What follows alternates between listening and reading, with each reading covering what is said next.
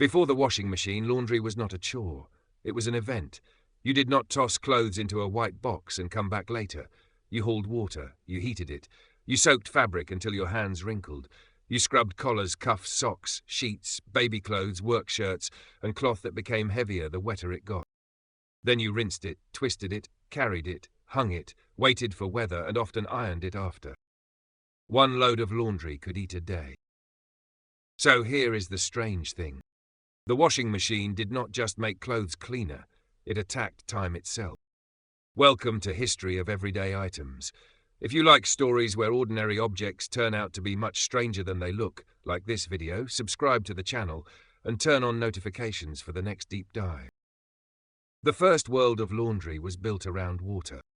Not the convenient kind that arrives through a pipe, but water that had to be found, lifted, carried, heated, and protected. Clothes were washed at rivers, wells, communal washhouses, courtyards, and kitchen fires. The work had rhythm, but it was brutal rhythm: soak, beat, rub, rinse, wring. The real enemy was not dirt, it was weight. A dry sheet is annoying. A wet sheet is a wrestling match. Wet wool, wet linen, and wet work clothes could pull against the arms like something alive. To remove water, people twisted cloth by hand or pushed it through rollers. Every stage demanded muscle. Every shortcut had a cost. Less water meant dirt stayed. Colder water meant grease stayed. Weak wringing meant drying took longer, and if the weather turned, the whole victory could be undone. This is why early washing inventions look so physical. They were not trying to be elegant. They were trying to replace the arm. Long before electricity, inventors tried to trap laundry inside containers that could shake, rock, rotate, rub, or churn. In 1767, Jacob Christian Schaefer published a German design for a washing machine. It did not look like the appliance in your home. It was closer to a wooden mechanical argument. If hands can agitate cloth, maybe a device can agitate it harder, longer, and more consistently. That idea kept returning in different forms. Wooden tubs, paddles, cranks, rotating drums, washboards, mangles, wringers. The goal was always the same: move the fabric against water, soap, and friction. Then force the water back out. But early machines did not remove danger. Sometimes they concentrated it. The wringer was one of the most important and frightening parts of laundry history. Two rollers could squeeze water from cloth far faster than hands could. That was the miracle. But rollers do not know the difference between a towel, a sleeve, hair, or fingers. The machine that saved effort could also grab the person using it. So the washing machine story is not a smooth march toward convenience. It is a negotiation with danger. Then electricity arrived and the machine became more than a helper. It became a powered servant with exposed belts, motors, drums, and gears. One of the great early symbols was the Thor washer. Around 1907, the Thor electric washer appeared with a rotating drum driven by a motor. It was made by the Hurley Machine Company in Chicago and associated with Alva J. Fisher. Compared with hand-powered tubs, it must have felt like the future had walked into the laundry room wearing a belt drive. But imagine standing beside one of those early electric washers. Wood, metal, water, electricity, belts, rollers, motion. It is easy now to make the object look quaint. At the time, it was almost shocking. The work that had belonged to arms, backs, wrists, and shoulders was being transferred into a machine that hummed and turned on its own. That changed the emotional meaning of laundry. A wash tub asks, "Are you strong enough?" An electric washer asks, "Do you trust me?" Trust took decades.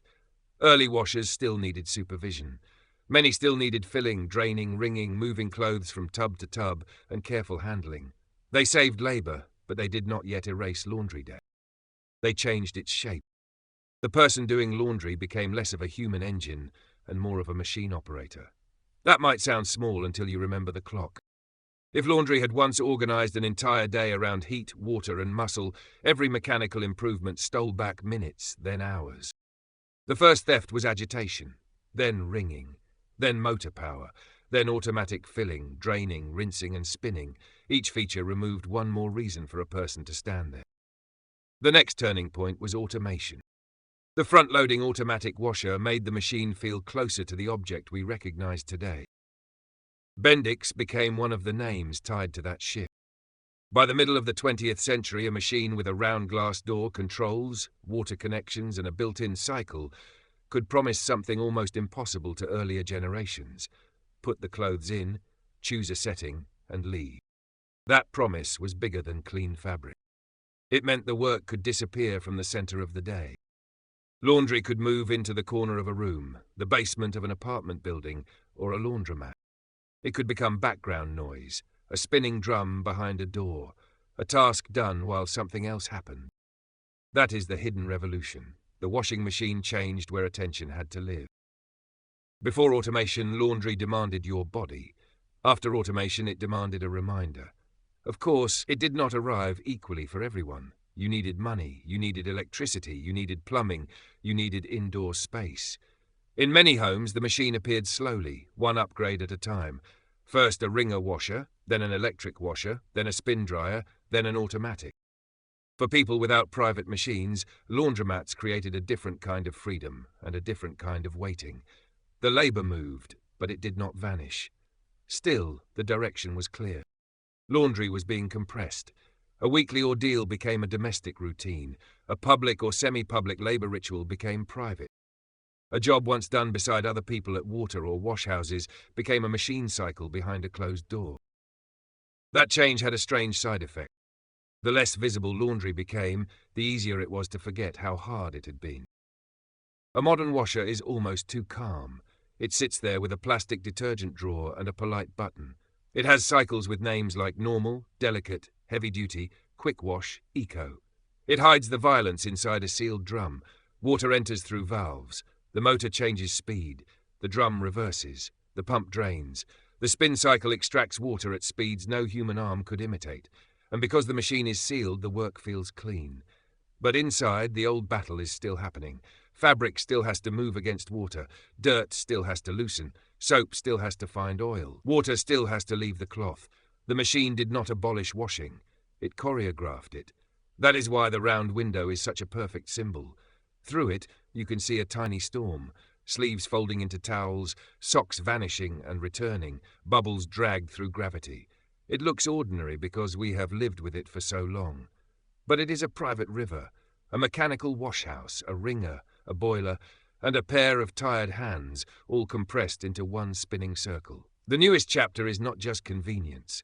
It is water and energy. Modern washers try to clean with less water, less heat, and faster spinning. Energy Star notes that certified clothes washers use far less energy and water than standard models. Front loaders and high-efficiency designs do something that would have seemed strange to earlier laundry workers. They wash without filling the whole tub like a bath. Instead, they lift, tumble, spray, soak, spin, and repeat with controlled precision. So the washing machine is still changing. It began by replacing muscle. Then it replaced supervision. Now it is trying to replace waste. And yet the emotional story stays the same. Every washer is a bargain with time. You give it dirty cloth, it gives you part of your day back. The next time you hear a washing machine thumping in another room, remember what that sound used to be. Water carried by hand, steam over a pot, knuckles on a board, rollers squeezing fabric, and a day that belonged to laundry. The machine did not simply clean clothes. It stole laundry day and hid it inside a drum. If you enjoyed this episode, like the video, subscribe to History of Everyday Items, and turn on notifications for the next deep dive into the objects quietly running our lives.